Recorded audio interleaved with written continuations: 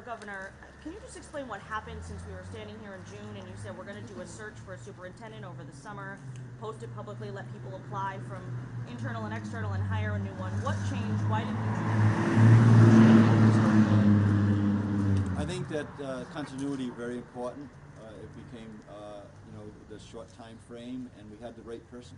We had the right person to lead the district over the next year. So we're very pleased where we are right now, and the continuity and the time frame certainly factored into the decisions that were made by the commissioner and with my input. But I'll let the commissioners weigh in on that as well. Sure, but in the last few months we have been working very closely, and Dr. Montañez has the vision and the desire to really do the work. And this is hard work. Everybody has to understand that this is 10, 12-hour days and really understanding what the community needs. And he has demonstrated that commitment. And right now, in the time that we're in, it's not a time for another change. It's a time to provide continuity and clear and strong leadership as we move forward. And Dr. Montañez has demonstrated that. Will you post the job at some point, to be clear, and conduct a search? We will have a process during the year. We just don't want to do something that's really quick and not have an opportunity to really go through a very extensive process. We didn't want to feel rushed because it's an important decision. How has the organizational chart changed? I know Peters came in and had network superintendents, all of that. How does that look now? Are we starting from scratch?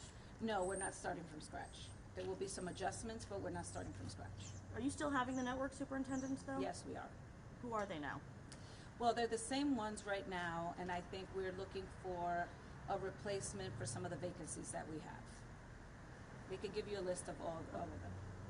Just to clarify really quickly, it's acting because you haven't gone through the full process. Correct. You're not naming permanent superintendent right now, or that's not what we're doing right now. We're naming him the acting superintendent for this coming year.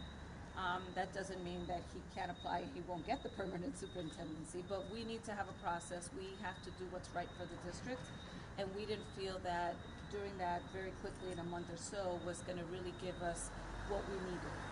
To be clear, if you wanted to name him permanent superintendent, you would need to let other people apply and have the whole process, right? Yes. I believe that's like... Well, if we wanted to have a process, right? If that's Okay. something, and that's what we are looking forward to doing. During this school year or next summer?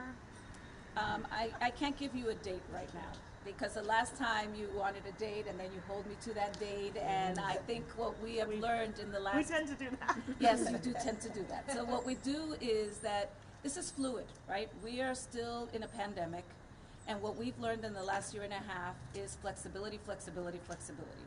And we have to do what's right at this point. But there will be a process. Can we ask the acting superintendent if he will apply for the permanent position? My focus. My focus. You're a politician already. Yes. No. I want it to be clear. I want everyone to understand. Right. My focus is on this year and the work that we're going to continue to do to this year. When the process comes up, we don't know, but my focus is working for my community, my students, my faculty, my staff, and making sure everything works well throughout the year. Fair enough. So we're going to have the commissioner and folks go inside. The governor will stick around. I know there's some questions on this one. So, Wait, can I ask one question that's, don't come in for this question. Any meeting behind the tie? Any meeting behind the Oh, no. Wizard of Oz? If you know anything about me, I have almost 300 ties, and they were always a talking point for my students. So.